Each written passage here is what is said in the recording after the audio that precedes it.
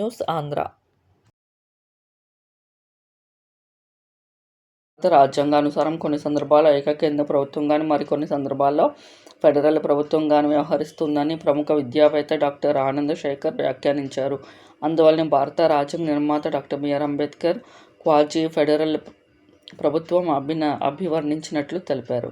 ఇటీవల ఆంధ్ర విశ్వవిద్యాలయం political science మరియు పబ్లిక్ అడ్మినిస్ట్రేషన్ డిపార్ట్మెంట్ వారు కేంద్ర రాష్ట్ర సంబంధాలు, ప్రజాస్వామ్య విజయం అంశంపై సెమినార్ నిర్వహించారు. ఈ సెమినార్ రాజనీతి శాస్త్ర శాఖ పూర్వ విద్యార్థి, ప్రముఖ డాక్టర్ అలుగు ఆనంద్ శేఖర్ పాల్గొని ప్రసంగించారు.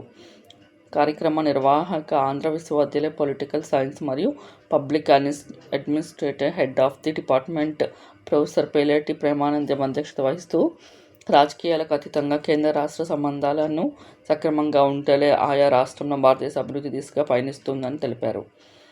సత్యనారాయణ, టి. నాగరాజు, జి. ప్రియాంక తదితరులు పాల్గొని ప్రసంగించారు. అనంతరం శాఖల ఫ్యాకల్టీ, విద్యార్థినులు అలుగు ఘనంగా సత్కరించారు.